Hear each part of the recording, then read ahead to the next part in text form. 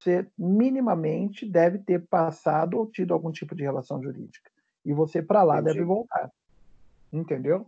Então eu nunca fui no Acre, ou eu não vou responder ação em tese no Acre. Se alguém quiser entrar com uma ação contra o Marcelo, vai ter que ser o domicílio do réu. Lembra-se disso? Competência? Vai ter que entrar com ação Correto. aqui. Então, é essa a regra. Entendi. Mas, em casos excepcionais, o ato processual pode ser feito fora do local do juízo, da sede do juízo natural do juízo competente. Então, por exemplo, atos que podem ser praticados fora. Inspeção judicial, que é forma de prova em que o juízo se dirige a um local para constatar um fato, que também é praticada fora das dependências do fórum. O juiz ele pode, num dado momento do processo, entender que ele precisa fazer uma inspeção. Ele pode sair da sala dele, ele pode pegar um carro oficial e ele pode ir a determinado lugar. Nesse caso, nós estamos falando de um ato processual praticado fora do fórum ou fora das dependências do fórum, fora da sala do juiz.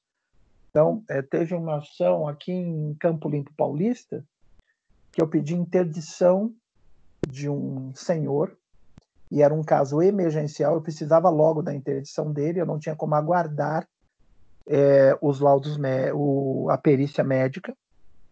Eu juntei atestado médico que ele não estava bem, que ele estava internado.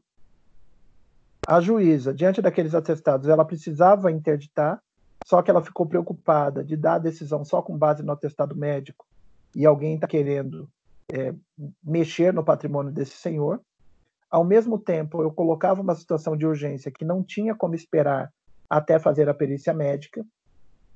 O que a juíza fez? Na sala de audiência, nós entramos, ela pediu para aguardar, e ela então saiu, todo mundo saiu nos carros oficiais, nós fomos até o abrigo, onde esse senhor estava abrigado, uma casa de repouso, e chegando lá, ela o identificou, foi conversar com ele e ela foi se certificar por inspeção qual era a situação de saúde desse senhor.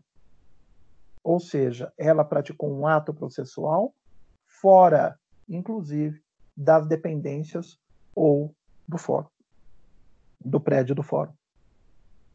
Podemos seguir? Sim. Professor, o ato de inspeção judicial, ele é comum? Ele não é muito comum, ele é excepcional. Ele é comum, pelo que eu já percebi, Ana, ele é muito comum em cidades pequenas, porque o juiz tem pouco processo e o juiz tem como sair de lá e se certificar. A cidade é pequena, ele vai e volta muito rápido nas localizações. Aqui em São Paulo é mais difícil. Por que é difícil? Porque o volume de ações é muito grande, a cidade é muito grande. Os juízes, quem já foi em audiência, em fórum cível, tem audiência de 30 em 30 minutos, ou em alguns fóruns de 20 em 20 minutos. Se você vai na Justiça do Trabalho, tem audiência de 10 em 10 minutos, 5 em 5 minutos. Não existe tempo para se fazer inspeção judicial. Então, os Entendi. juízes evitam ao máximo aqui em São Paulo. Mas eu já percebi, as vezes que eu participei de inspeção judicial, foram 2 inspeções, uma aqui em Campo Limpo Paulista, que é uma cidadezinha, um município pequeno aqui perto de São Paulo, e o outro foi em uma cidade, foi no município de Itabuna, na Bahia, em que Sim. uma juíza do trabalho também, ela saiu da sala e foi fazer uma inspeção na sede de uma empresa. Mas a gente percebe que são cidades onde o volume de processos não é um volume tão doente como acontece nas grandes cidades, como é o caso de Rio de Janeiro, São Paulo, que o volume é muito grande e o juiz não tem tempo de fazer inspeção.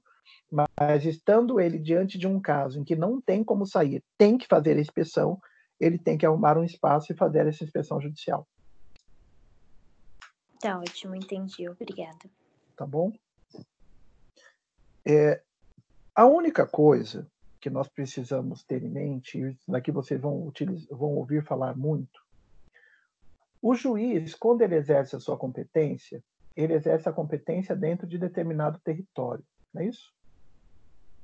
Portanto, existem os limites territoriais da competência do juiz. Igor, tá aí?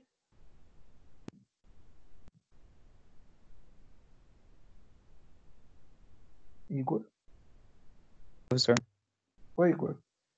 Igor, Boa noite. boa noite. Igor, quando a gente fala em competência do juiz, a competência também está ligada a determinado território, né? Espaço Sim. territorial. Então, eu tenho juízes que eles são juízes na cidade do Rio de Janeiro, como eu tenho juízes que são juízes em Curitiba, como eu tenho juízes que são juízes em Recife, e eles atuam e eles só podem exercer a jurisdição dentro daquele espaço territorial que é onde é a sua competência. Vamos imaginar, até aqui tudo bem, né, Igor? Tudo bem. Igor, vamos imaginar que você é um juiz da cidade de Recife. O Jairo, ele é um juiz da cidade do Rio de Janeiro. Você acha que é possível, Igor, durante um processo que está ocorrendo em Recife, algum ato processual precisar ser praticado na cidade do Rio de Janeiro? Será que pode acontecer um negócio desse? Eu acho que não. Mas vamos imaginar que você está discutindo uma questão patrimonial, você como juiz está discutindo uma questão patrimonial de bens de um casal, e tem dúvida se realmente eles moravam juntos, não moravam, se eles estavam juntos, não estavam, se eles eram casados, não, se eles estavam unidos ou não estavam, quanto tempo eles estavam juntos, e você precisa dessa informação, porque cada um conta uma coisa. E dependendo da data em que eles ficaram juntos, Igor, você tem um imóvel de 2 milhões de reais que tem que ser dividido. Ou dependendo da data que estão juntos, esse imóvel pertence somente à esposa ou ao esposo. E aí eles viram para você e falam, olha, o juiz, a única pessoa que pode te assegurar a data do início da nossa relação é uma pessoa que morava aqui em Recife. Mas hoje ela foi para a cidade do Rio de Janeiro, ela está morando lá. Você acha, Igor, que nesse caso, para resolver um problema de uma demanda que está correndo em Recife, você poderia necessitar praticar um ato no Rio de Janeiro para ouvir essa pessoa?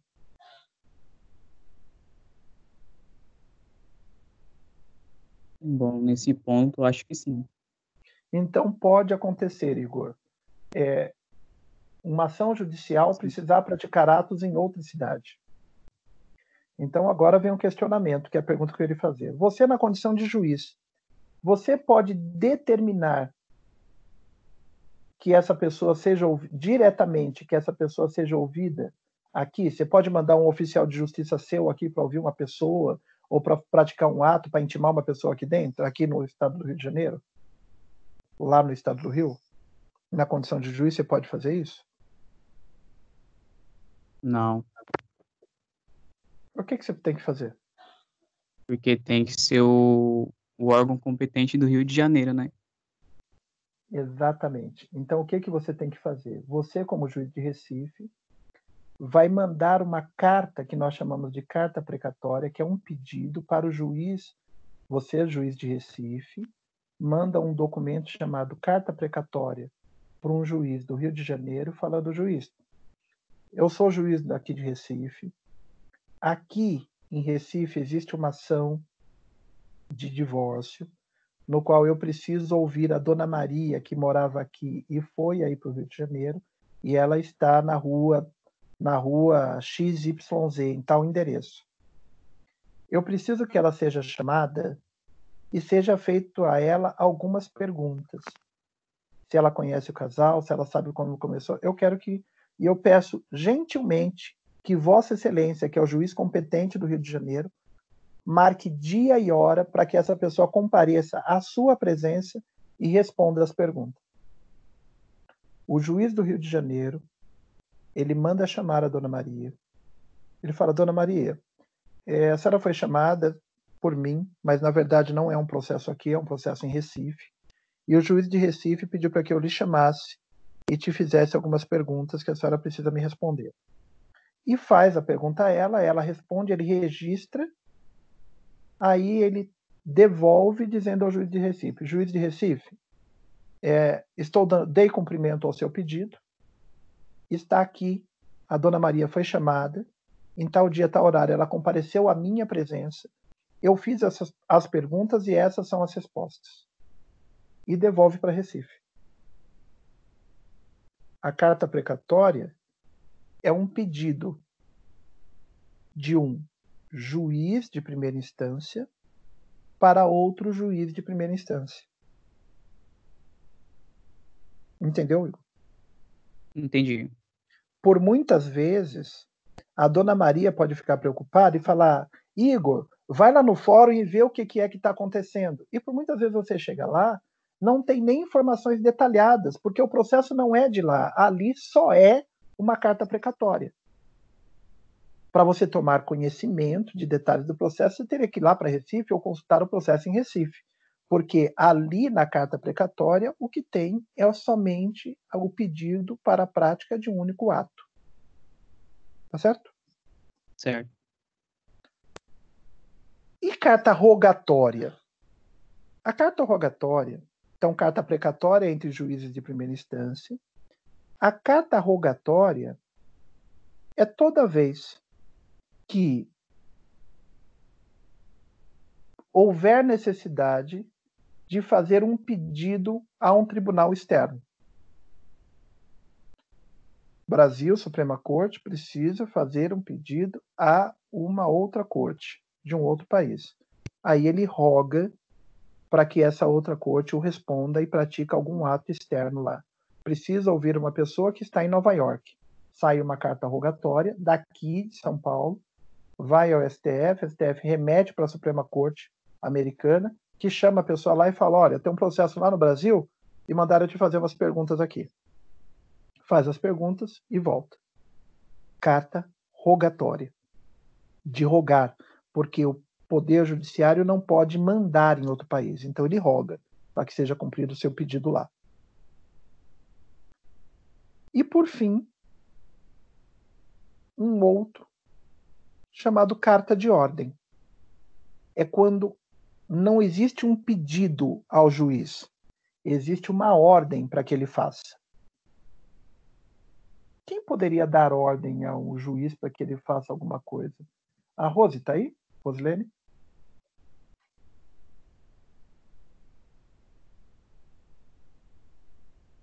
Rose. A Vivian está aí? Vivian? Eu tô.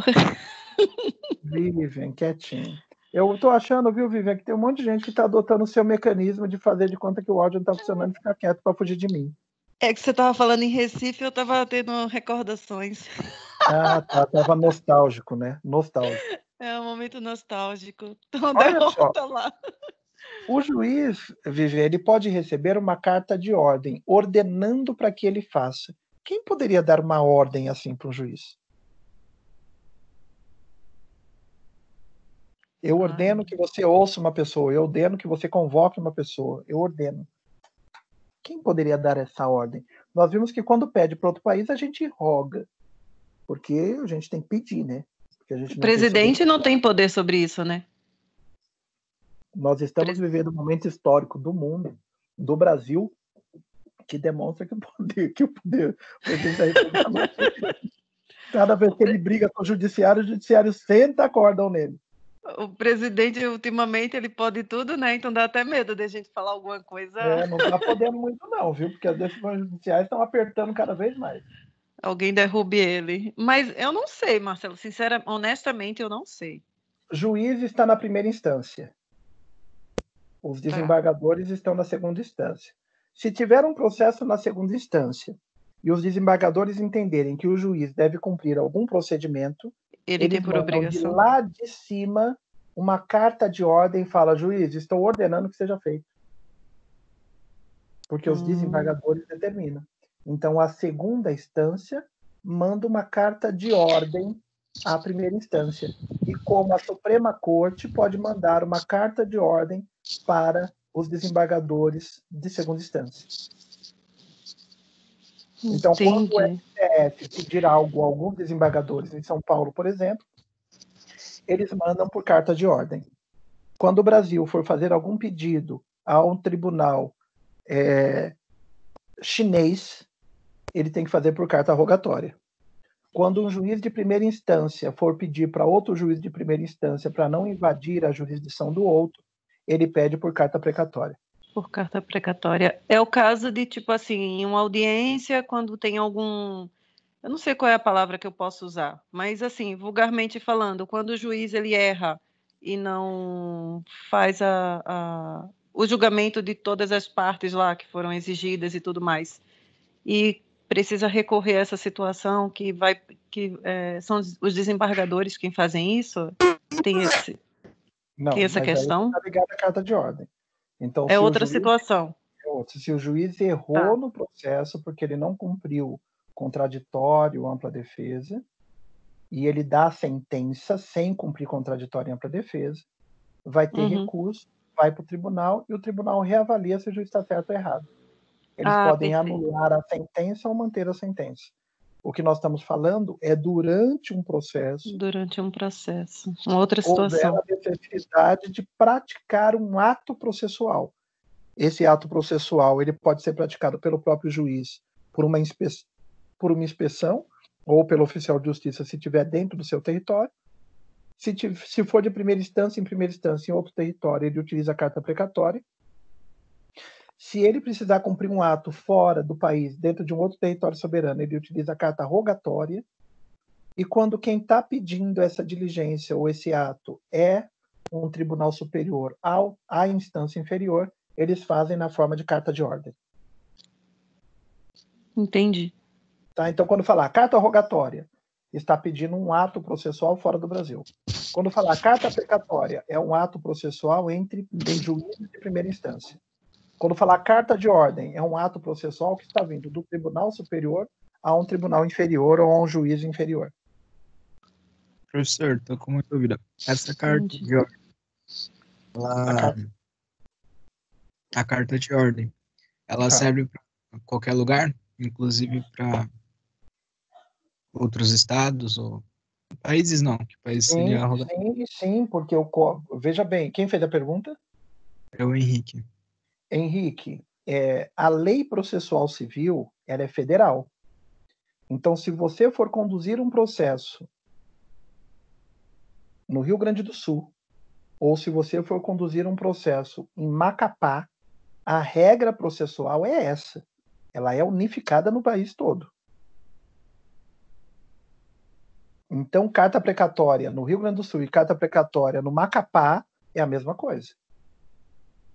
Então, tudo que nós estamos vendo são processos judiciais dentro do território brasileiro, em qualquer lugar onde estivermos. Se você tiver algum dia algum processo seu tramitando no STF e você for discutir lá, as regras são essas. Certo. Existem muitas pessoas que saem dos seus estados e fazem curso de direito em São Paulo, Rio de Janeiro, eles buscam formação por aqui.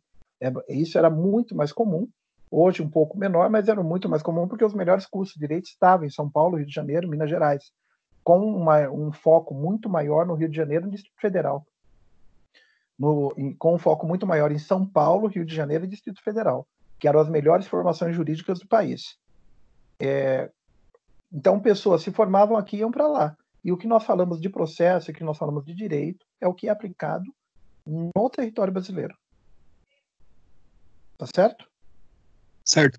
Então, só que a dúvida foi, desculpa, se a carta de ordem, ela vai servir pro juiz de São Paulo, ele teria que mandar, de primeira instância, ele teria que mandar uma carta precatória para Minas Gerais.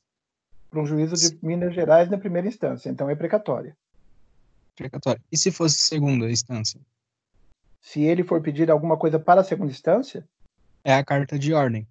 Não tem como. A carta de ordem é quando é da segunda para a primeira. Agora, da primeira para a segunda instância, nunca vai ter pedido. Na verdade, o caminho do processo o processo sai da primeira instância e ele caminha para a segunda. Então, quando ele está na segunda instância, ele já teve a decisão dele da primeira. A primeira não pede mais nada. O que pode acontecer é o juiz de segunda instância olhar e falar, olha, vocês mandaram um processo incompleto, eu estou determinando que me encaminhe. Carta de ordem. Mas da primeira instância para pedir para a segunda, nós não vamos ter. Ato processual. Entendeu? Entendi. Tá bom. Então, olha só.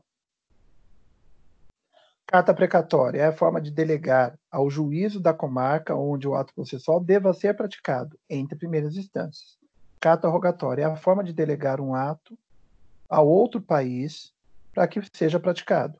Carta de ordem é uma determinação de um órgão de segunda instância para cumprimento de uma diligência ou prova por parte do juiz de primeiro grau. Determinação. Agora nós vamos falar dos prazos processuais. Quanto ao prazo. Então, nós falamos do ato, nós falamos da forma, agora nós vamos falar do prazo. A sua contagem e os momentos em que devam ser considerados para o início de sua contagem. Então, nós vamos falar especificamente da contagem do prazo. Quando nós falamos dessa contagem, nós temos que entender que prazo processual, então é muito comum entre nós do direito, às vezes fala, olha, vai ter um churrasco, alguma coisa, vamos lá. Eu falo, então, não tem jeito porque eu tenho um prazo. O que é o prazo? É o lapso de tempo entre o ato processual que deve ser realizado. Então, quando o juiz fala, eu tenho 5 dias para praticar um ato, 5 dias é o prazo processual. E se eu perder? Se eu perder, haverá consequências jurídicas. Então, o advogado que está cheio de prazo, ele não tem tempo para fazer nada. Olha, vamos sair? Não dá porque tem prazo. Vamos fazer? Não dá porque hoje eu tenho um prazo. Como que você está hoje? Tenho prazo. Então, essa designação entre nós, quando falamos tenho prazo, significa que nós estamos dentro de um lapso de tempo em que nós precisamos praticar alguns atos. A consequência da não realização do ato processual no prazo traz consequências processuais decorrentes da inércia das partes ou, eventualmente, do próprio juiz. Com respeito aos poderes e ônus processuais do assistente, os limites da atuação eles sempre vão depender do que é que vai ser feito. Isso daqui nós falamos na outra aula.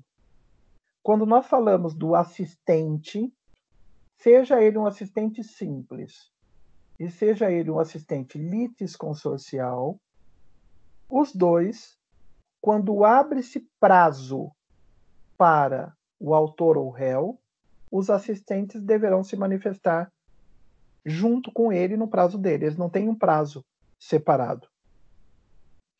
E esses prazos, eles servem quanto à origem. Os prazos podem ser classificados em prazos judiciais ou legais. Prazos legais são aqueles fixados em lei. Prazos judiciais são aqueles determinados pelo juiz. Existem prazos que a lei estabelece qual é. E existem prazos que o juiz estabelece. Os prazos que o juiz estabelece, eles podem ser dilatados. Ele pode dar um prazo. Olha, eu determino que você traga tal documento para mim em 10 dias. Eu posso ir até lá e falar, excelência, 10 dias é pouco tempo, eu não consigo providenciar o documento. Ele vai falar, tudo bem. Então eu dilato o prazo. Eu dou 15 dias. Porque ele é um prazo processual. Prazo processual, ele é fixado dentro do processo. Existem prazos que são prazos legais, que a lei já diz quais são. Exemplo. Quando o réu receber a comunicação de uma ação judicial, ele tem 15 dias para se defender. Já sabemos que os 5 dias não são corridos, mas são dias úteis. Esse prazo está fixado na lei, portanto, ele é um prazo legal. O juiz pode, excepcionalmente, virar e falar, olha, mas como eu entendo que o réu tem dificuldade, ele pode se defender em 20 dias? Não, porque o prazo é legal e o juiz não pode dilatar.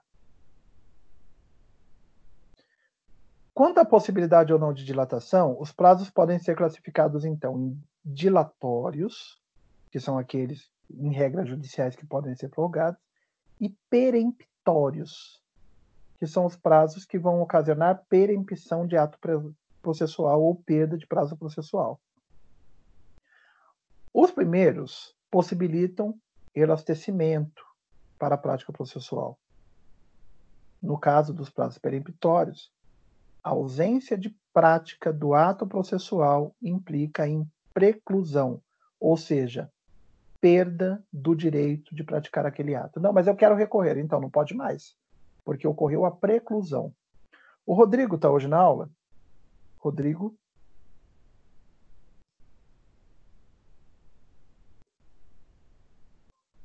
Teve uma aula, eu acho que foi o Rodrigo, que ele me perguntou o que era preclusão.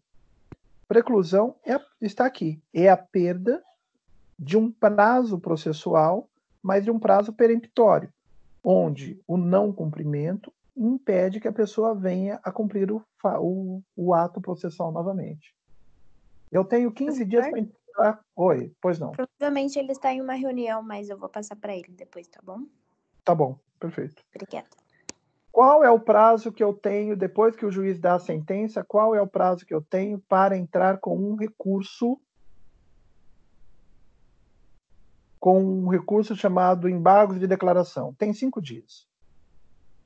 E se eu não fizer em 5 dias? Não fez em 5 dias, precluiu o direito, não pode mais fazer. Por isso, a nossa grande preocupação com a questão do prazo. Conforme está no artigo 219, os prazos são contados em dias úteis, motivo pelo qual, na verificação de prazo, deve considerar apenas os dias em que houve expediente forense. Então, olha o que aconteceu. Esse período agora. Estava uma contagem de prazo e eu tinha alguns prazos judiciais para poder cumprir. De repente, começou um monte de decreto de feriado e o fórum em alguns dias funcionou e outros não. No dia que o fórum não funcionou, ele é dado como ausência de expediente forense, logo não é dia útil para o fórum, não sendo dia útil, não conta o prazo. E aí aqueles prazos, esses feriados, prorrogaram uma série de prazos processuais. Inclusive, se nós tivermos, por alguma ocorrência, o fórum estava funcionando e hoje era meu último dia de prazo, e o fórum fechou mais cedo. Se ele encerrou a atividade mais cedo, tudo que tinha de prazo naquele dia é prorrogado para o dia seguinte. Porque ele tem que funcionar em horário normal para o cumprimento dos prazos, para que sejam considerados um expediente normal forense. Agora, senhores, tomem muito cuidado, depois deem uma olhada no artigo 180, 183 e 186. A lei diz o seguinte: os prazos para a prática de ato processual do Ministério Público, da Fazenda Pública e a Defensoria Pública serão sempre contados em dobro, pelo volume de processos que eles têm. Então, e pela natureza das defesas que eles fazem.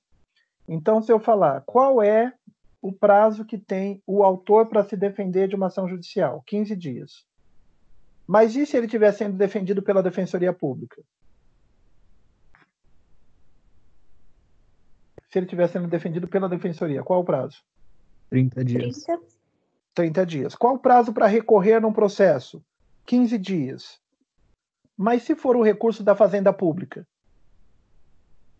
30 dias. 30 dias. Qual o prazo para entrar com embargos de declaração? 5 dias. Mas se for a Fazenda Pública que quer fazer o embargo de declaração, qual é o prazo? 10 dias. 10 dias. Então, sempre que nós falarmos Ministério Público, Fazenda Pública e Defensoria Pública, no cumprimento dos atos processuais civis, eles sempre terão o prazo contado em dobro em relação aos prazos previstos na lei. Tomem muito cuidado com isso, porque isso cai muito nos exames da OAB. Em relação aos termos inicial dos prazos, isso daqui também vocês devem tomar um pouco de cuidado. Olha só. Toda vez que eu for contar um prazo processual, eu devo excluir a data de publicação ou disponibilização e incluir o último dia na contagem do prazo. O que significa isso? Sempre que o advogado ele for intimado, por exemplo, para cumprir um ato processual, Marcelo, junte documento. Quando saiu publicado? Saiu publicado no dia 10. Então, o dia 10 eu não conto. Eu conto 11, 12, são 5 dias. 11, 12, 13, 14, 15. Se caiu no final de semana, eu não conto esse último dia, 15 vai ser a segunda-feira. Por isso que sempre nós falamos, na contagem do prazo, nós excluímos a data de início e incluímos o último dia. Então, se eu tenho uma publicação no Diário Oficial convocando o sujeito para cumprir um ato processual no dia 15, e a publicação no Diário Oficial foi no dia 15, eu começo a contagem no dia 16. E aí eu vejo quantos dias são e faço a contagem do prazo, contando somente os dias úteis. Em relação ao termo final do prazo, se ele cair em dia não útil, prorroga ao primeiro dia útil. Se por algum motivo o encerramento do expediente tiver ocorrido antes da hora determinada pelos normativos, o prazo também será prorrogado para o dia seguinte.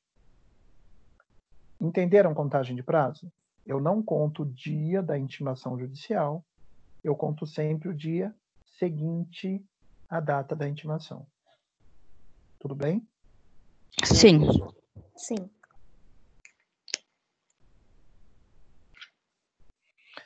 O Marcelo não cumpriu o prazo processual. Vai ocorrer a preclusão. A preclusão, ela pode ser considerada uma preclusão lógica, prevista no artigo 223, a preclusão consumativa e a preclusão temporal, que são todas preclusões, mas cada uma tem uma característica específica. Alguém pode fazer a leitura do artigo 223 do CPC?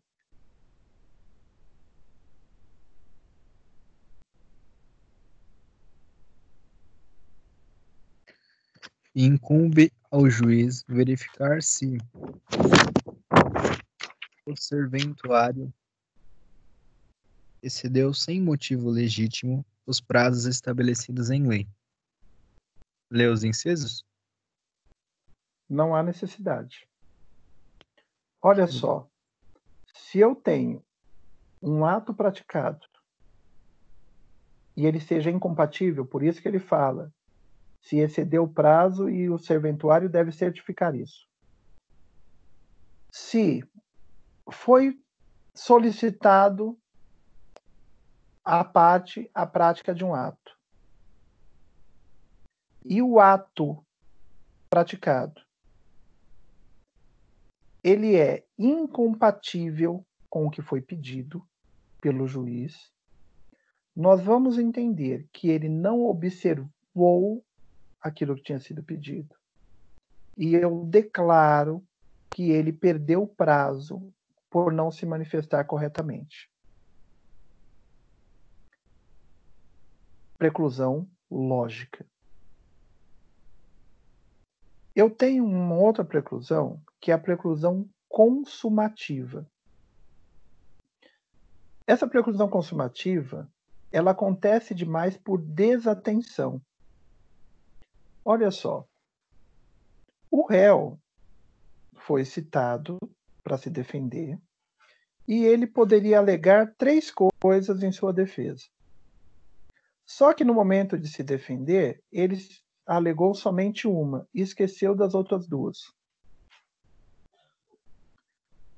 No entanto, o prazo era de 10 dias. No segundo dia, ele já apresentou a defesa dele alegando um item só. Quando ele percebeu, ainda dentro dos 10 dias, ele correu e falou, olha, e tem mais 2 coisas que eu preciso falar. José Manuel. Tá aí? Sim, professor. José Manuel, olha só. O prazo era de 10 dias, que ia do dia 1º ao dia 10. Certo? Sim. O réu teria que alegar 3 coisas em sua defesa. No dia 2, ele alegou uma coisa só. Ele esqueceu das demais. Quando chegou no dia 7, ele falou: peraí. Eu esqueci 2 coisas, eu preciso falar ainda. E ele vai e complementa. Algum problema ou tá tudo certo porque ele estava dentro do prazo? Eu acho que tá tudo certo, porque ele tá dentro do prazo, né? Não tá. Não? Uma vez que o ato é praticado, ele tem 10 dias. Mas se ele praticou em 2, o prazo é consumido em 2. Ele não pode praticar de novo o ato mais. Se ele esqueceu de alegar alguma coisa em sua defesa, ocorreu a preclusão consumativa. Ele não pode complementar mais o ato. Por isso que às vezes é melhor aguardar e fazer tudo com muito detalhe, com muito cuidado, para fazer de uma vez só. Aí, no Pra não caso, ele correr o- estaria praticando o ato, no caso, 2 vezes, né? Aí é... A primeira vez que ele se manifestou já deu a preclusão consumativa. Ele não pode mais complementar, ele não pode praticar 2 vezes o mesmo ato.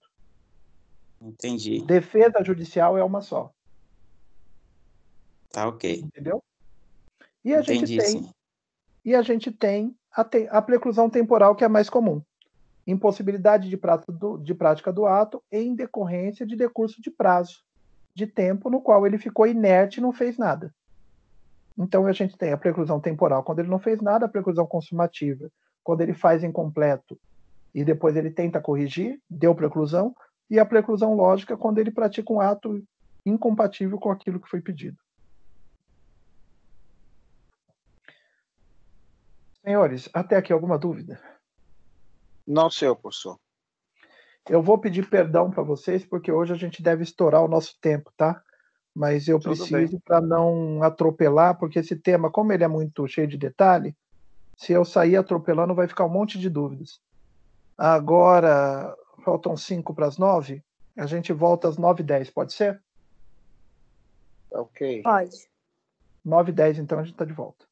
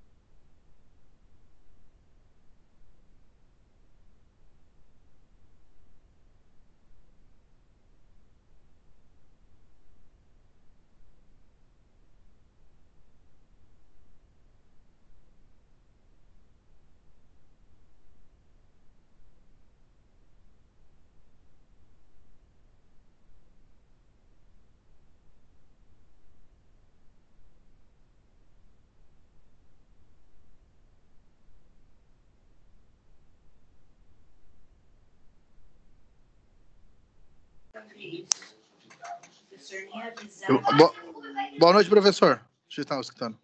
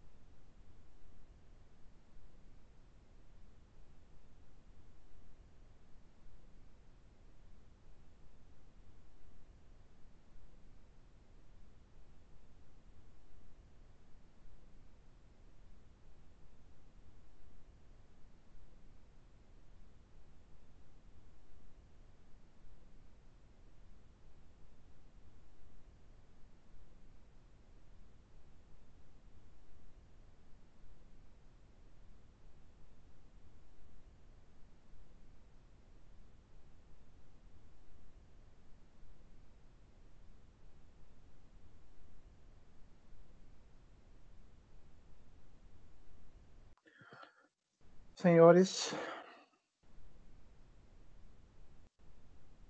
Sim. já retornamos? Podemos seguir? Sim. Ótimo.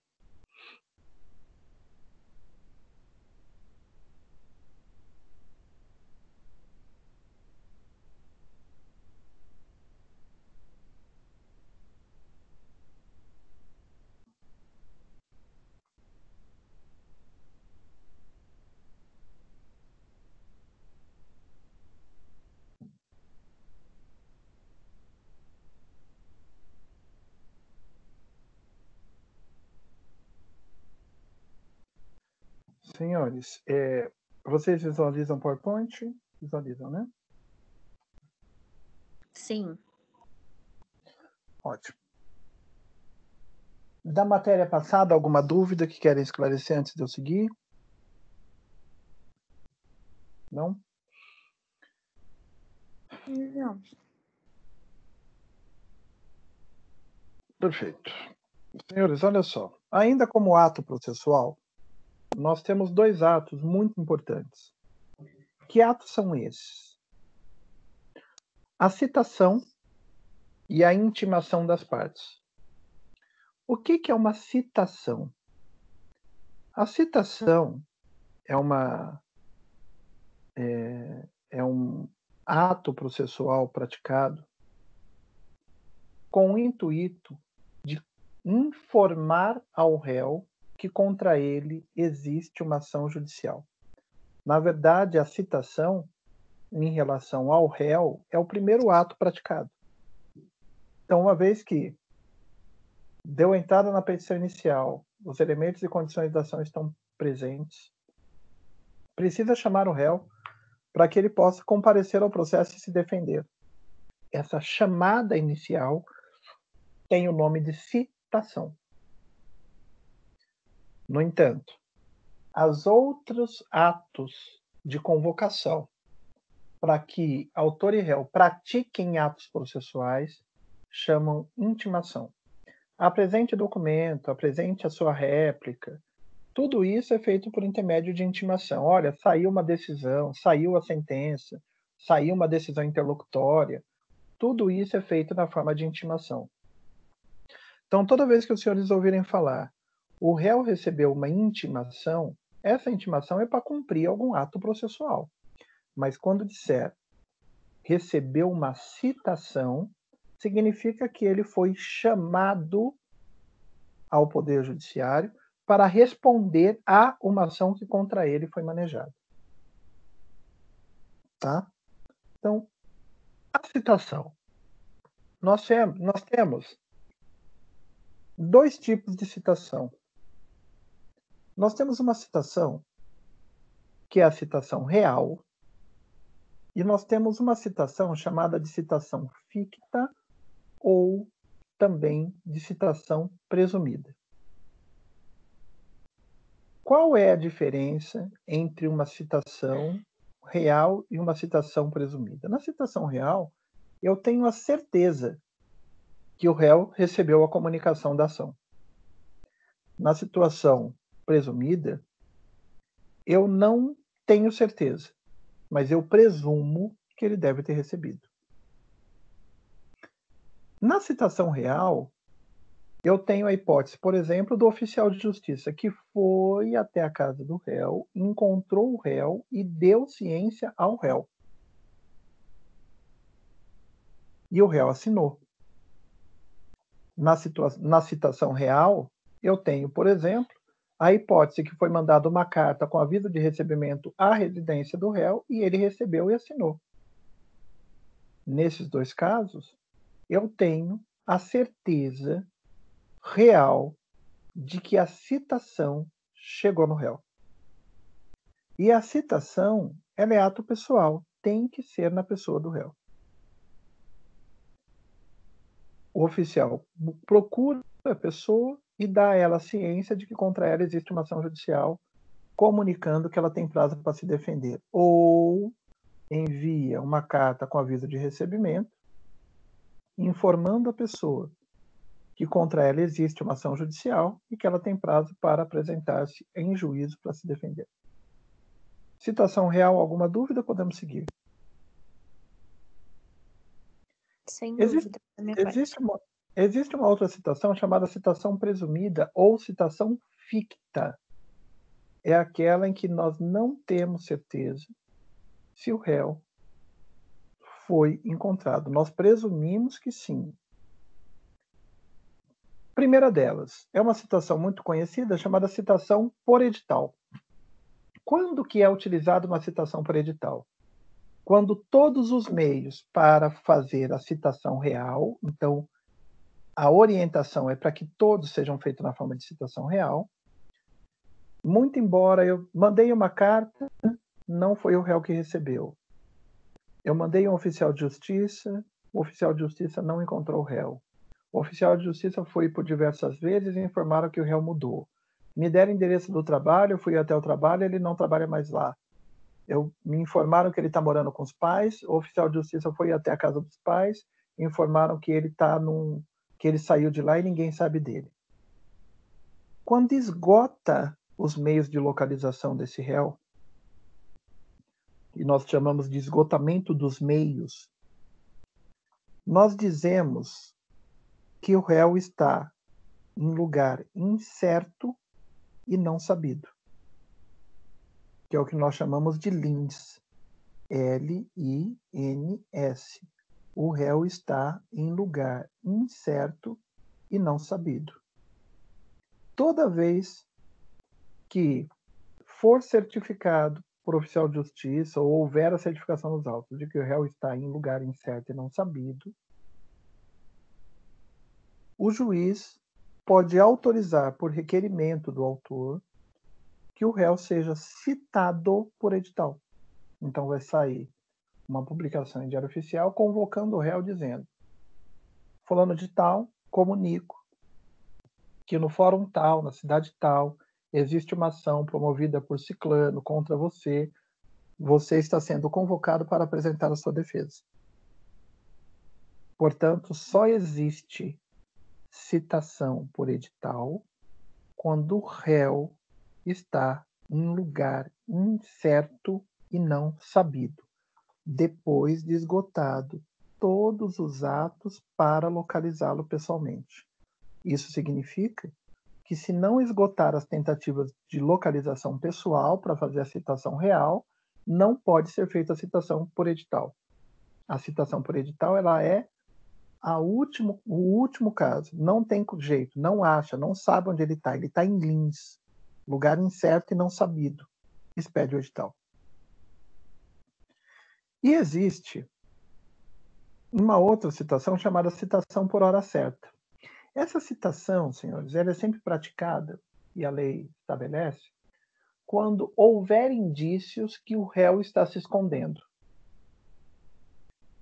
Informam que o réu está morando na rua X, número 10. O oficial de justiça vai até lá. Todos confirmam, mas o oficial de justiça vai até lá e nunca localiza esse réu.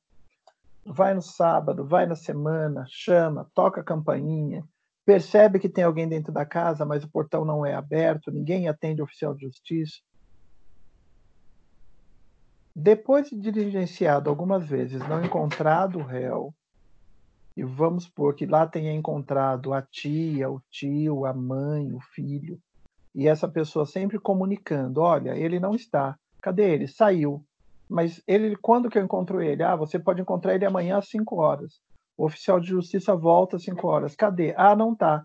E onde que ele foi? Não sei onde ele foi. Isso significa que nós estamos diante de uma hipótese muito provável de que o réu está se escondendo ou se ocultando para não receber a citação. E sem a citação, que é o primeiro ato para que tenha o impulso do processo, o processo não vai seguir. Sempre que isso acontecer, o oficial de justiça, ele, encontrando alguma pessoa que diz ter contato com o réu, mas que o réu não está naquele momento, ele diz o seguinte, depois de procuradas várias vezes, ele diz: então avise a José, por exemplo, que amanhã, às 13 horas, eu estarei aqui e ele tem que me aguardar. E aí ele marca a hora. E ele volta. Se ele chegar lá, o réu estiver, ele faz a citação real. Mas se ele chegar lá, o réu não estiver, ele chama a pessoa no qual ele deixou o recado e fala: cadê o réu? Ah, ele não está. Fala: tudo bem. Então a senhora está sendo citada em nome dele, que é a chamada citação por hora certa. A citação é extraída no nome da pessoa que o recebeu, comunicando que ela foi orientada, que deixou o recado, que a pessoa deu o recado e que ela não compareceu. Portanto, há presunção de ocultação para não receber a citação. E a citação está feita. Entenderam a hipótese? As hipóteses de citação? Sim. O Eduardo está aí?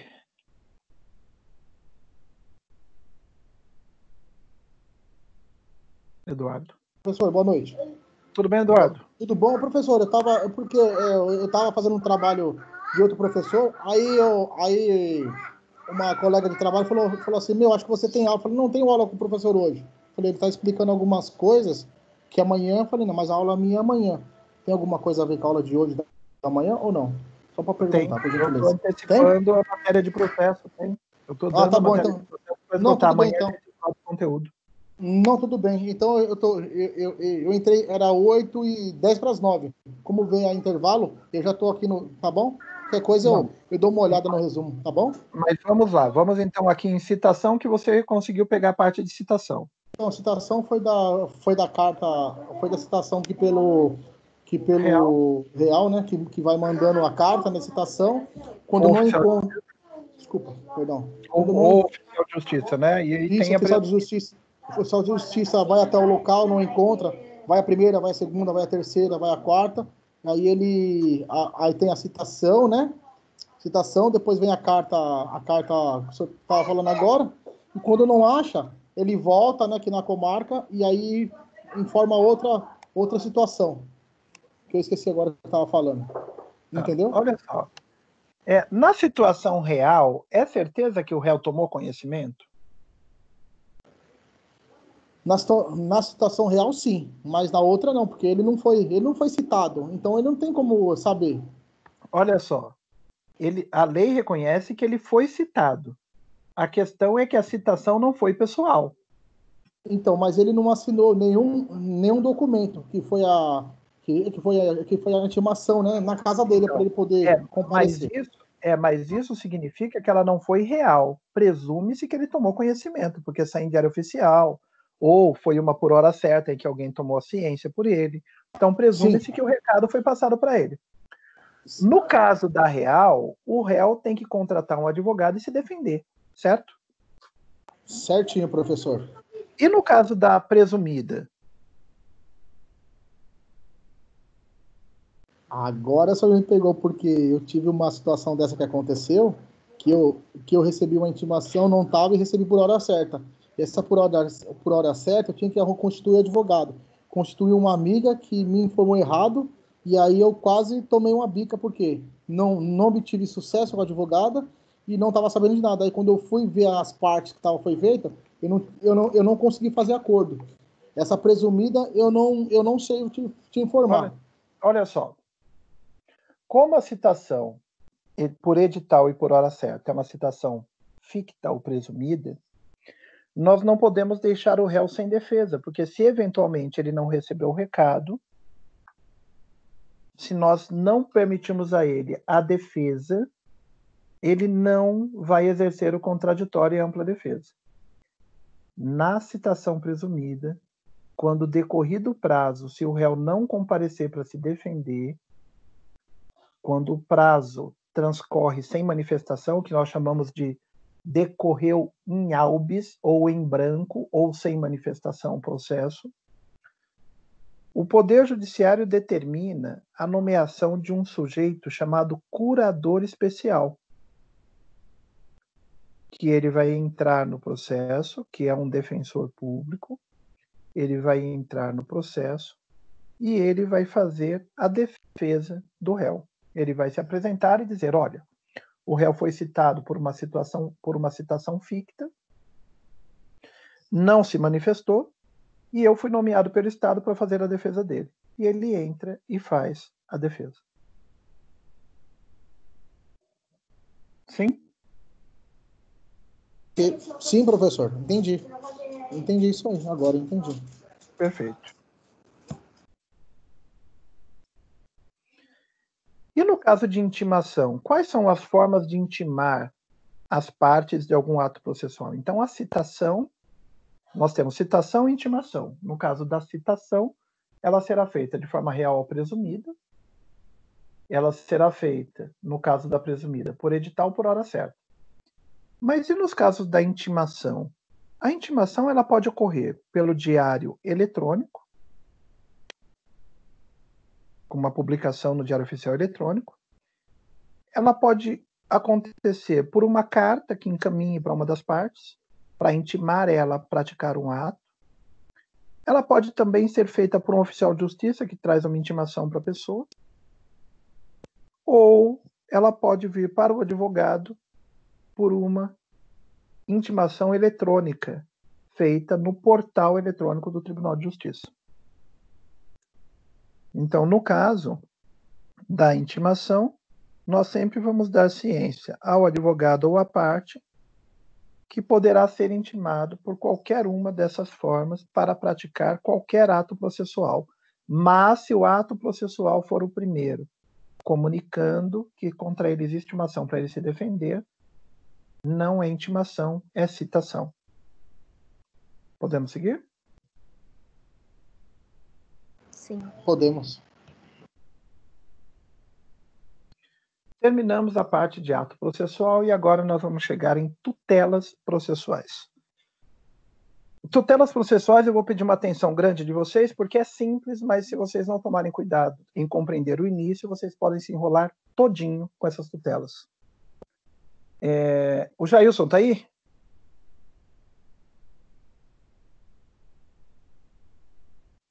Jailson.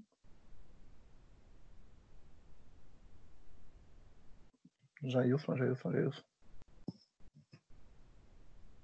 A Kelly está aí?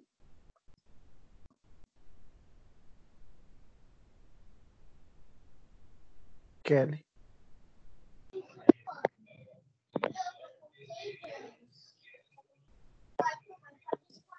Oi. Oi. Kelly? Oi, boa noite. Boa noite. Kelly, o que é uma tutela jurisdicional?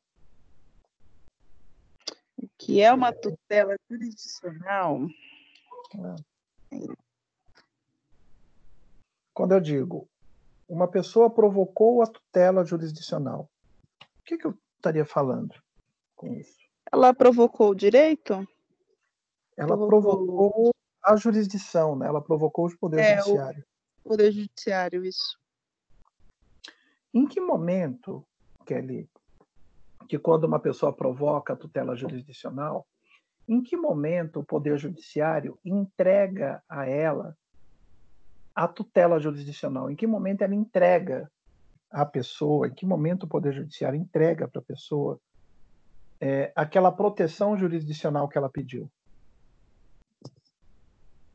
Em que momento que é entregue? Em que momento que é entregue? Eu fui ao Poder Judiciário e pedi uma determinada tutela, que é uma proteção de um direito meu. Em que momento que o Poder Judiciário me entrega essa proteção? Pode ser na sentença.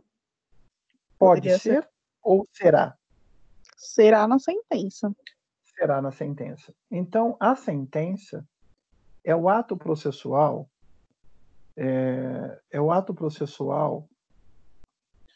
que põe fim ao processo de primeira instância, na qual o juiz, após dar oportunidade a todos do contraditório e da ampla defesa, decide o conflito e entrega aquilo que é justo diante das normas jurídicas do país.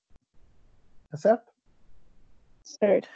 Eu poderia entender, Kelly, a possibilidade de se entregar uma tutela jurisdicional sem que exista contraditório e ampla defesa? Sem que exista?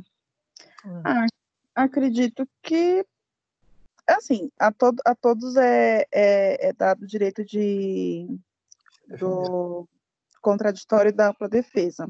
Só que tem casos que a pessoa não se defende no processo, e aí vem a sentença. Mas olha só, Kelly, mas nesse caso é dado a ela a oportunidade do contraditório e ampla defesa, é ela que não quis.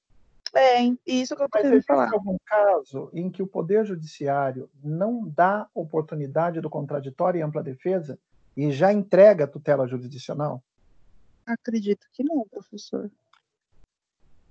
Essa é a regra, Kelly. Essa é a regra. Em regra, o Poder Judiciário... Obrigado, Kelly. Em regra, o Poder Judiciário não pode entregar a tutela jurisdicional sem permitir a todos o contraditório e ampla defesa. Esta é a regra. Entendi. Então, o processo é isso daqui. Um sujeito provoca a tutela jurisdicional e ele roga uma tutela, uma proteção. O processo segue e o réu é citado. O processo segue o seu devido processo legal, sob a presidência de um juiz, deduzindo todas as razões da briga entre as pessoas. O processo vai até o final, quando o juiz, então, dá a decisão, fazendo a entrega da tutela jurisdicional, falando, isso é o justo e eu resolvi o conflito. Mas ele só está pronto a decidir depois que ele oportunizar a todos a produção de provas, ouvir testemunha, analisar documento. Tá certo? Essa é a regra. Só, vamos imaginar uma situação. Uma mulher, ela chega no escritório de vocês e fala, doutor, eu estou com um problema. Qual é o problema? Ela chega toda machucada e ela diz o seguinte, eu preciso me divorciar urgente do meu marido. Ele não aceita o divórcio, a gente precisa discutir a guarda da criança, a pensão alimentícia, a divisão dos bens, que eu preciso desses bens para poder continuar a minha vida, eu não tenho para onde ir. E eu preciso fazer o pedido de divórcio. Eu preciso me divorciar.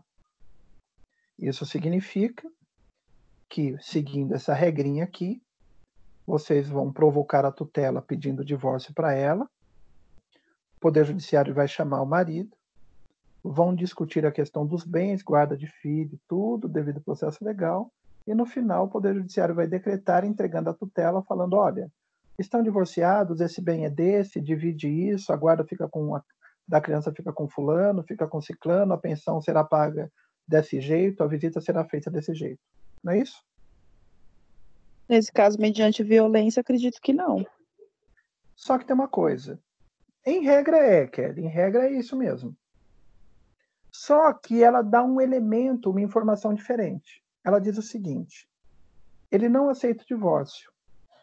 E ele já me falou que se ele tomar conhecimento que eu pedi o divórcio, ele me mata.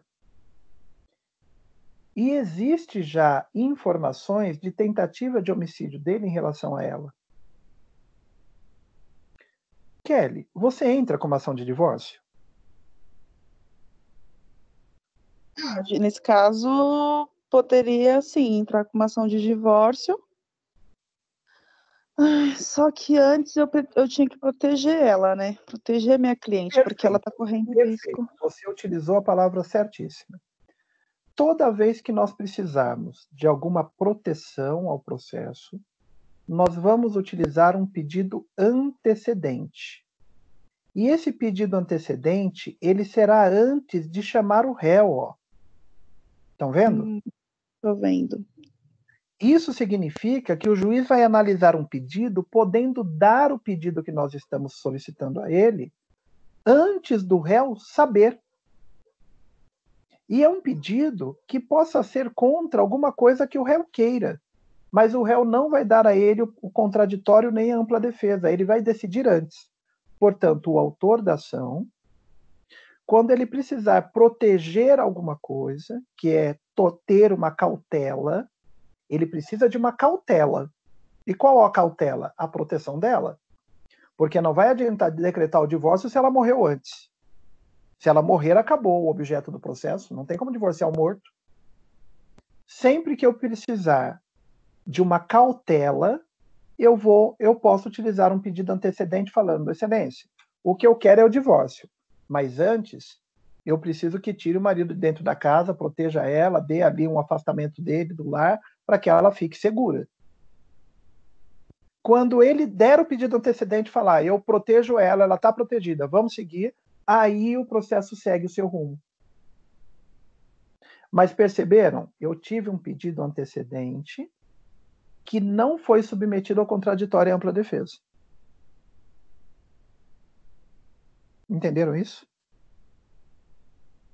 Sim, professor. Alguém não entendeu isso? Não entendi, professor. Entendeu, Trata-se de medida de urgência, né? Não entendi. Trata-se de medida de urgência, né? Proteger a vítima. Medida de urgência. Não é nem proteger a vítima. Nós estamos protegendo a solução do processo. Porque eu não vou conseguir Correto. um divórcio se a mulher morreu antes. Aí não tem divórcio. Não adianta ele me dar uma sentença de divórcio se teve morte. Verdade. Certo, entendi. Olha só, mas agora eu posso estar diante de um outro caso. Olha o que pode acontecer. A mulher compareceu, eu olhei, analisei o caso, não existe risco, pelo que ela disse, e eu pedi o divórcio. O marido foi citado. Assim que ele ficou citado, ele ficou extremamente nervoso, e aí ele, no decorrer do processo, ele tentou matar ela. Neste caso, eu não fiz um pedido antecedente antes da citação. Eu estou fazendo um pedido depois da citação. Portanto, aconteceu um incidente no meio do processo que eu preciso fazer um pedido incidente. Entenderam a diferença de pedido antecedente e de pedido incidental? Sim. Ah, entendi. Alguém não entendeu? O pedido incidental é por conta de um fato que surge no decorrer do processo.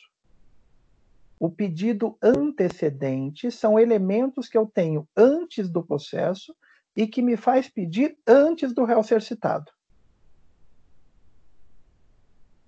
Tudo como forma de preservar o resultado do processo. Senhores, alguém não entendeu isso? O silêncio de vocês hoje está um silêncio mortal. Mas vamos seguir.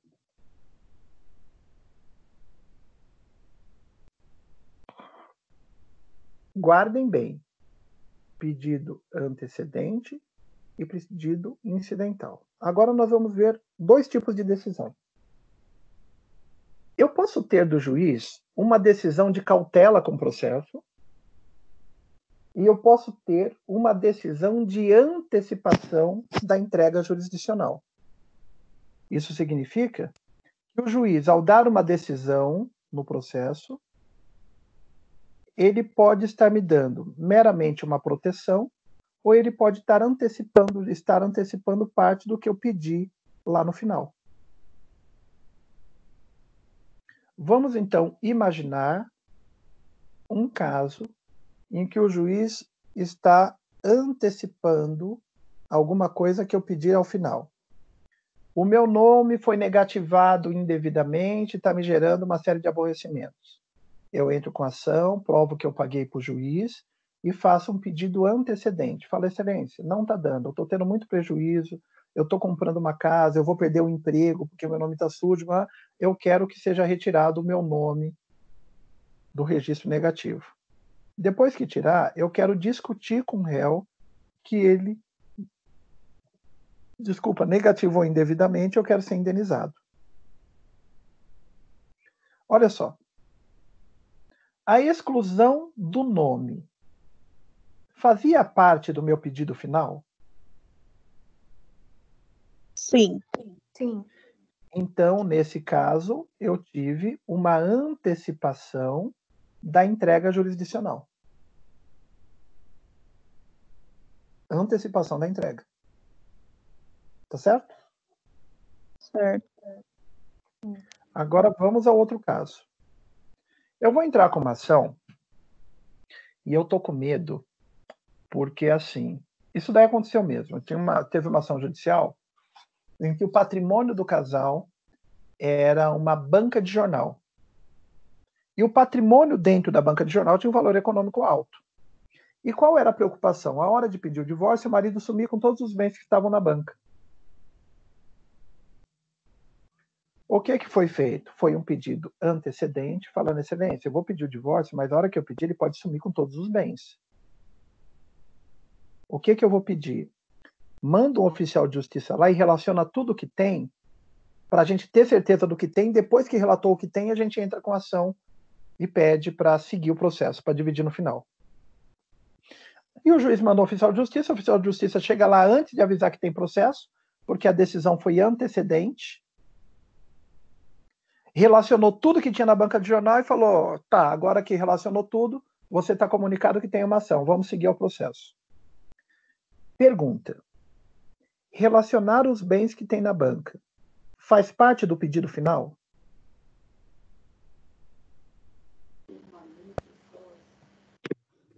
Não. Não, porque no pedido final eu estou pedindo a divisão dos bens. Eu não quero que conte, eu quero a divisão. Mas eu fiz uma contagem antes para preservar, para que o bem não desaparecesse. Isso significa que eu estou fazendo um pedido e eu tive uma decisão de cautela com o processo. Entenderam essa diferença? Sim. Kelly, Maria Cristiana, Raquel, todos entenderam. Ô, professor, tudo bem, o senhor Sim, falou... professor. Quem está perguntando? Eduardo, o senhor falou que nem o rapaz falou que não, mas se o oficial de justiça ele foi lá, fez uma relação de tudo, fez uma relação de todos que tem lá interno, que da banca, não era para ser um pedido inicial, não no final? Não. Presta atenção. O que eu estou pedindo? A minha ação é uma ação de divórcio. Olha, o que eu quero é uma ação de divórcio com a divisão dos bens. Só que esse processo vai demorar e eu tenho medo que quando chegar lá no final, o marido tenha vendido tudo. Aí eu vou dividir o nada, né?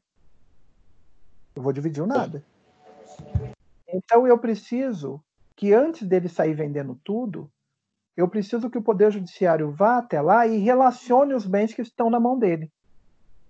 Para vir falar, José, já vou te avisar, eu relacionei, você tem esses bens. No final do processo, você tem que dar conta dele.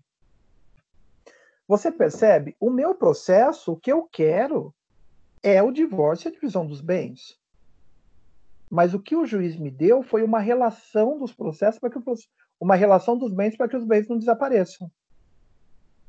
Isso significa que não faz relacionar os bens, não faz parte do meu pedido final que está sob análise da tutela jurisdicional.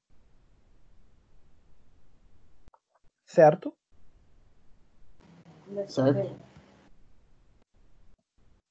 Alguém não entendeu? Então vamos seguir. Olha só. Eu tenho decisões cautelares e eu tenho decisões de antecipação de entrega jurisdicional. Essas decisões elas são utilizadas toda vez que eu tenho urgência. Se eu tiver urgência, eu vou ter que lançar mão das tutelas provisórias de urgência, de evidência e cautelares. Então, aquelas que são antecipações, elas são de urgência ou são de evidência. Aquelas que só visam proteger o processo e não guardam relação com o pedido final, elas são tutelas provisórias cautelares, que serão detalhadas conforme o provimento judicial, com vistas a resguardar o resultado prático do processo ou adiantar os efeitos de uma decisão, em virtude de um preenchimento de requisitos descritos na lei. Tudo bem? Podemos seguir? Sim. A tutela provisória consiste numa decisão judicial, um provimento jurisdicional, que visa adiantar os efeitos da decisão final no processo ou não antecipa nada. Só está tentando assegurar o resultado prático do processo. Porque se eu não assegurar, o processo vai chegar no final e eu não tenho mais o bem para ser discutido. Eu não tenho, a decisão final não vai me prestar de nada. Ou eu não tenho bem, ou eu não tenho a vida da pessoa. Isso é deferido porque o juiz ele tem um princípio que deve reger ele, que é um chamado princípio do poder geral de cautela. O que é o princípio do poder geral de cautela? Toda vez que o juiz perceber e que demonstrarem a ele que está sob risco o resultado prático do processo ou o direito de alguma das partes, o juiz deverá adotar o procedimento de cautela necessário para assegurar o resultado do processo. Mas Quando ele for analisar essa tutela de urgência, o que ele quer verificar? Quando que ele pode dar isso? Olha só. Primeira característica da tutela provisória é a provisoriedade dela. Ela é dada em um determinado momento só para assegurar. Porque quando chegar no final, a gente entrega definitivamente para a pessoa aquele direito por ela pretendido. Por isso que ela é provisória. Ela visa a ficar mantida provisoriamente durante o processo. Depois que o processo acaba, já está tudo assegurado, a prestação já foi entregue. O que nós estamos protegendo é aquele direito por conta da demora do processo. Existe um outro requisito que sempre que vocês forem pedir tutela provisória, vocês precisam demonstrar ao juiz. Periculum in mora, que é o perigo na demora da decisão. Se demorar, pode ocorrer um prejuízo que não tem como ser reparado mais. Se você não me der a proteção dessa mulher no pedido de divórcio, ela vai morrer. E aí não adianta você vir discutir comigo o divórcio dela. Se você não der o arrolamento dos bens que estão lá dentro da banca de jornal, não adianta você decretar depois e mandar dividir, porque não vai mais existir esses bens. Se você não der a possibilidade de fazer a cirurgia cardíaca em caráter de urgência, para depois discutir com o convênio as cláusulas do contrato, não vai adiantar você discutir a cláusula do contrato daqui a 2 anos, que a pessoa já vai ter morrido. Perigo na demora da decisão. A decisão tem que ser tomada logo. O outro requisito para que uma tutela de emergência, de urgência, seja deferida, é o fumus boniuris. E o que é isso? É a fumaça do direito. Eu preciso avaliar.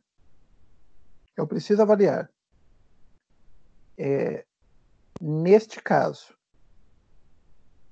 que o sujeito está pedindo, mas aquilo que ele está alegando, minimamente ele me demonstrou o direito. Exemplo, eu estou pedindo uma cirurgia de urgência que está sendo negada pelo convênio médico, porque o convênio está dizendo que a pessoa não tem direito, mas eu tenho os contratos, eu tenho documentação de pagamento de convênio, eu tenho documentos que comprovam minimamente que ela teria esse direito. Mas eu tenho como assegurar que ela tem o direito? Eu não tenho como assegurar porque ela ainda não enfrentou o contraditório e ampla defesa. Eu estou fazendo um pedido antecedente. O réu nem foi chamado, eu estou pedindo uma tutela de urgência. Por isso nós dizemos que tudo aquilo que ele apresenta como segurança para o juiz é a fumaça de um direito. Tá certo? Sim. Sim. Agora, quando nós falarmos que o juiz ele está isso quando ele for dar qualquer pedido para preservar o processo, que não guarde relação com a entrega final. Mas quando ele for analisar ou antecipar entrega final, ele precisa tomar mais um cuidado. Eu estou entregando parte do resultado final do processo. Mas existe risco muito grande dessa pessoa no final perder a ação? Porque eu estou entregando para ela. E se ela perder a ação depois? Portanto, quando o juiz dá uma decisão de antecipação do resultado final, ele precisa ter a maior segurança possível, tá certo que nunca é absolutamente plena, mas a maior segurança possível de que essa decisão dificilmente será revertida, que no final a pessoa vai conquistar esse direito mesmo. E ele faz isso pela análise dos documentos que a gente coloca junto com a petição inicial. Então, sempre que vocês forem pedir tutela de urgência, esses requisitos, vocês precisam sempre tomar muito cuidado com ele. Podemos seguir? Sim. Aqui existe um quadro para a gente poder entender as tutelas. Então, agora, aqueles conceitos que nós vimos, a gente vai precisar dele. Eu tenho a tutela de urgência. e eu tenho tutela de evidência. A tutela de urgência, ela é utilizada para uma questão cautelar ou para uma questão antecipada ou satisfativa. Alguém poderia me explicar o que é uma tutela de urgência cautelar?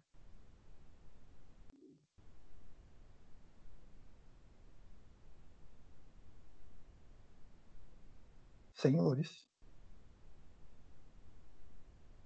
E qual a diferença da tutela de urgência antecipada ou satisfativa?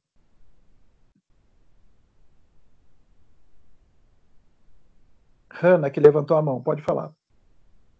Eu não levantei a mão, não. Mas então pode explicar. Tutela de urgência cautelar.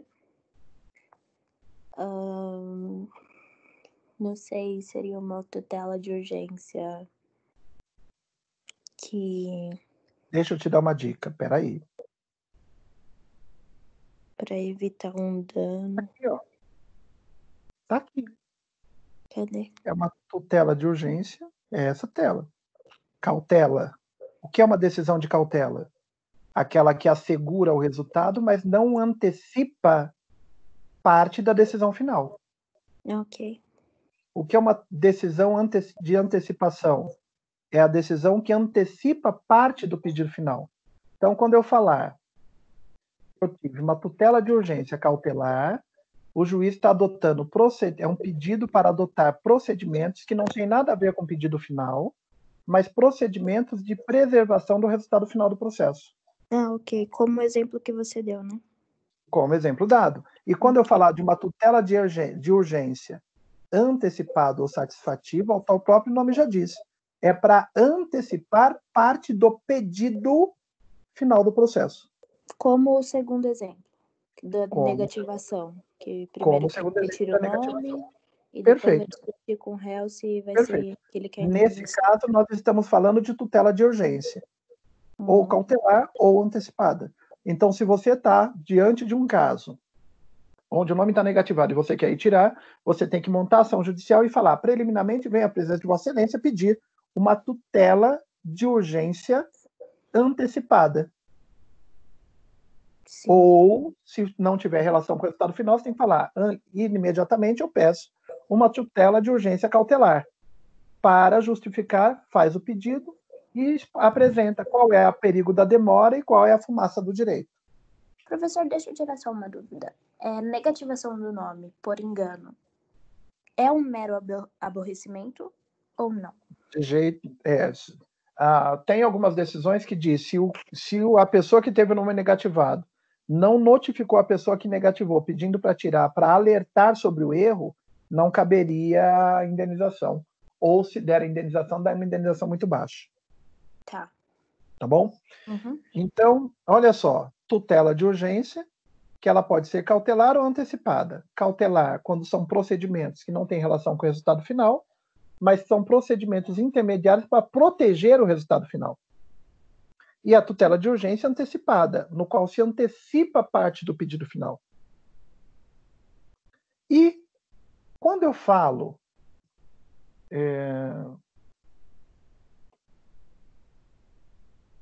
Vivian, tá aí? Eu tô. Vivian, olha só. Houve um pedido de uma tutela de urgência cautelar antecedente. O que é isso? Ave Maria.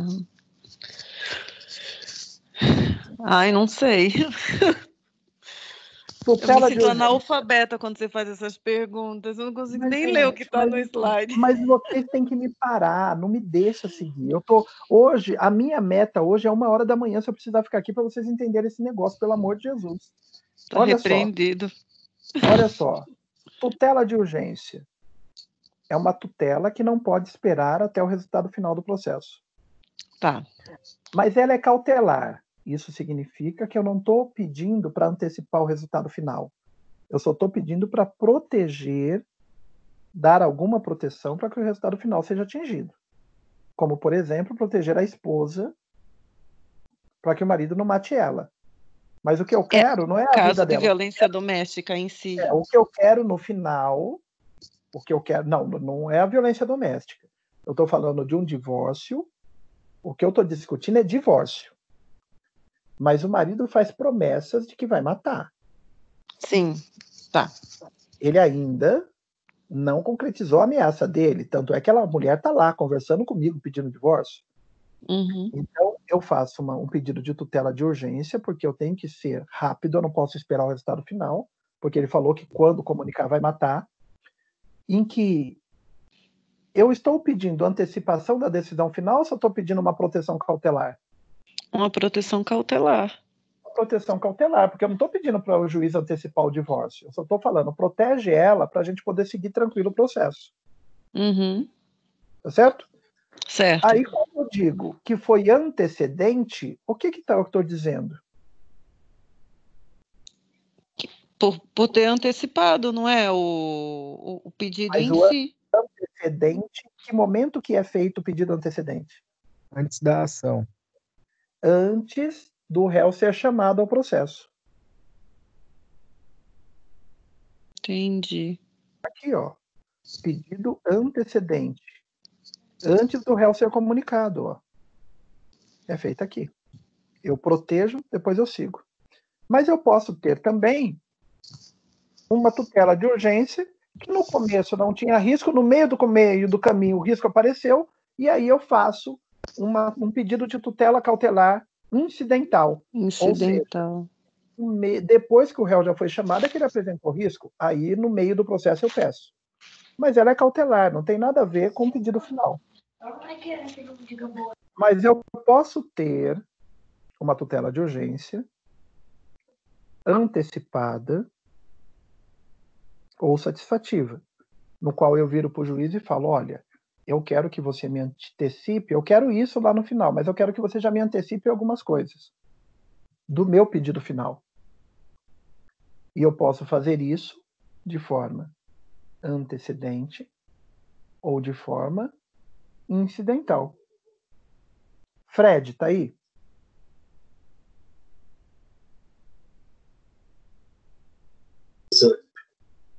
Fred, o que é uma tutela antecipada antecedente? Tutela de urgência antecipada antecedente. Uma tutela antecipada de urgência, eu posso arriscar, professor, dizendo que possa ser uma cautela, uma tutela que está sendo antecipada. Mas ela guarda a relação com o pedido final ou ela é só uma proteção? Eu acho que é só uma proteção, professor, porque antecedente... Não, ela não é. É a cautelar que é uma proteção. Quando eu falo que é antecipada, significa que eu estou antecipando parte do meu pedido que só seria dado no final do processo. Por isso que eu estou antecipando. Sim, senhor. Então, a tutela de urgência antecipada, eu estou falando, olha, lá no final eu quero que o meu nome seja excluído do registro negativo. Mas faz o seguinte, já exclui agora porque eu não posso esperar. E quando eu digo que ela é antecedente, é porque eu fiz esse pedido logo no começo do processo, antes de chamar o réu. Mas se isso me dar um problema, meu nome estava negativado, não tem problema, vamos tocar a ação. No meio do processo, eu começo a sofrer um prejuízo muito grande. Eu posso, no meio do processo, fazer o pedido de tutela de urgência antecipada incidental. Tá certo? Senhores? Certo. Sim. Agora existe uma tutela que ela não é de urgência. É uma tutela chamada tutela de evidência.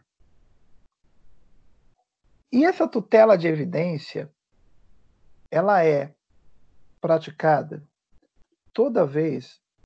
Vocês estão visualizando o PowerPoint, né? Que deu uma piscada na tela aqui. Sim. Então, a tutela de evidência é uma tutela que antecipa o resultado final e ela antecipa de forma incidental. E quando é que ela antecipa? Quando o direito do réu, o direito do autor, for um direito muito claro, que nós já temos vários julgados no tribunal que diz que ele tem, que as pessoas têm esse determinado direito. Quando isso acontece, eu entro com ação e de forma antecipada, e sempre será incidental, porque será no curso do processo, o juiz vai analisar o processo e vai falar, olha, eu vou dar aqui a tutela de evidência porque existe evidências de que a pessoa tem esse direito. Geralmente, são casos que já têm súmulas proferidas no tribunal, já tem súmula vinculante, já tem casos julgados, o direito já está consagrado daquilo na Suprema Corte, já existe uma orientação do STF, que as pessoas que ingressarem com determinado pedido é para reconhecer. Então, nesses casos, a gente não precisa ficar discutindo até o final. Eu já posso pedir uma tutela de evidência. Olha, é evidente que eu tenho esse direito conforme determinadas orientações da Corte. Então, eu tenho tutelas de urgência e tutelas de evidência. A tutela de urgência pode ser cautelar ou antecipada, e a tutela de evidência sempre será antecipada. A tutela de urgência cautelar, ela pode ser antecedente e incidente. A tutela de urgência antecipada pode ser antecedente e incidente. E a tutela de evidência sempre será incidental. Entenderam isso? Podemos seguir? Sim. Sim. Sim. A tutela de urgência será concedida quando houver elementos que evidenciem a probabilidade do direito e o perigo do dano. Probabilidade do direito é o fumus boniuris. E o perigo do dano. Ou o risco ao resultado útil do processo, que é o periculum in mora. Para a concessão de tutela de urgência, seja ela cautelar ou antecipatória, o juiz pode, conforme o caso, exigir uma caução, ou seja, um depósito garantindo. Ele pode antecipar a parte do pedido e falar, estou te antecipando, mas se no final você perder, eu preciso de uma garantia de que você não vai sumir com esse bem. Ele pode pedir um depósito de um valor, para ressarcir danos que a outra parte possa vir a sofrer, podendo a caução ser dispensada, se a parte economicamente hipossuficiente não puder oferecer. A pessoa olha e fala, excelência, eu não tenho dinheiro nenhum, eu sou pobre, eu não tenho dinheiro nenhum. O juiz pode dispensar. A tutela de urgência pode ser concedida liminarmente ou após a justificação prévia. A tutela de urgência liminarmente ou após justificação prévia, ou seja, o juiz analisa o pedido e já concede imediatamente. A tutela de urgência de natureza antecipada, prestem bem atenção, a tutela de urgência de natureza antecipada não será concedida quando houver perigo de irreversibilidade dos efeitos da decisão. Se houver um risco de eu antecipar um pedido final e tiver risco grande dessa decisão final ser revertida e a pessoa não ter esse direito, a tutela não será concedida. Já a tutela de urgência de natureza cautelar pode ser efetivada mediante arresto de bens, sequestro de bens, arrolamento de bens, registro de protesto contra alienação, ou seja, faz um registro de um protesto impedindo a pessoa de vender um bem, ou qualquer medida para assegurar o direito das pessoas. Isso nas cautelares. Alguma dúvida, senhores? Não. Não. Vamos falar, então, da tutela de evidência. Essa daqui, ó. Ela antecipa o resultado final por conta de, geralmente, decisões que já tem, que é uma das hipóteses. Na tutela de evidência, a parte deve demonstrar alguns requisitos ou que estão descritos no artigo 311, para ela pedir a antecipação da decisão por ser direito dela. Primeiro, ela tem que caracterizar que abrir o contraditório é uma forma de abuso de direito de defesa. É um caso protelatório. Se a pessoa ficar protelando com o direito, só vai ferir o princípio da economia processual ou da duração razoável do processo. Não tem por que ficar demorando. Precisa demonstrar que as alegações de fato puderem ser comprovadas apenas documentalmente e houver tese firmada em julgamento de casos repetidos e súmulas vinculantes da Suprema Corte. Se aquele caso está demonstrado documentalmente e já existe uma tese firmada no STF e em casos repetitivos de que em casos idênticos o direito é para ser concedido, não tem por que nós arrastarmos mais, poderá ser dada uma tutela de evidência. Quando tratar-se de pedido repersecutório, firmado em prova documental, ou seja, um bem que é dele e que foi entregue, que saiu do seu patrimônio, adequada, do contrato de depósito, caso em que seria decretada a ordem de entrega do objeto que está com outra pessoa, sob combinação de multa. Existe prova que o bem é dele e que ele entregou. Ele tem o direito, por conta do erga omnes, que nós já falamos, de buscar esse bem de volta. Mas para pedir tutela de evidência, a petição inicial deve estar instruída com prova documental suficiente dos fatos que constituem o direito do autor. Aqui o réu não opõe a prova capaz de gerar nenhuma dúvida no juiz. Tendo isso, o juiz está apto a antecipar a decisão concedendo uma tutela de evidência. Dúvidas, senhores? Não, professor. Não. Finalizamos. Nossa, graças a Deus. Pois é. O que eu aconselho, senhores, não deixem de fazer De revisar a leitura dessa matéria. Não deixem de fazer as leituras dessa matéria. Não deixem. Ela é bem complexa mesmo. Vou repassar todinha. E precisa repassar o tempo inteiro. O tempo inteiro. Tá? Amanhã nós vamos de novo entrar em direito processual civil, teoria geral do processo, perdão, e nós vamos falar do último ponto, que é a suspensão e extinção do processo, que é quando o processo fica parado ou quando existe o fim do processo, que vai ser o ponto que nós vamos abordar amanhã em aula.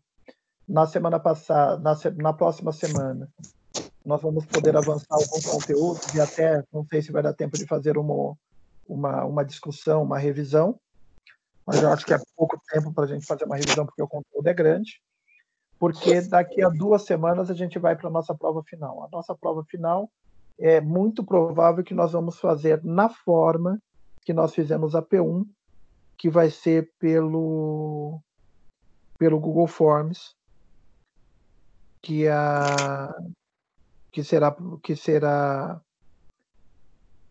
entregue para vocês o link, e aí vocês desenvolvem, tá? O que eu vou sugerir, senhor, a gente vai para a próxima aula amanhã, mas vão fazendo revisão e as dúvidas que vocês estiverem tendo já vão tirando comigo na aula, no decorrer das aulas. Eu não me importo. Ok, professor. Tá bom? Muito obrigado. Boa noite. Fiquem com Deus. Até amanhã. Boa noite para vocês. Boa noite. Falou, professor. Obrigadão, então. Boa noite. Boa noite, querido. Boa noite. Boa noite, Marcelo. Obrigada. Boa noite. Durmam em paz. Sem pesadelo com decisão antecipatória. Boa noite, professor. Fica com Deus. Boa noite. Fica com Deus. Mais velha tá na pandemia, manda por e-mail.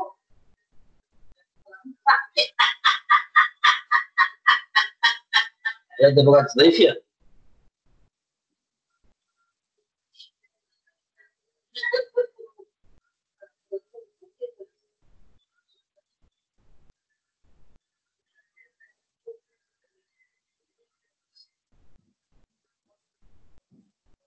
Por que ela vai te odiar, filha? A cara da sua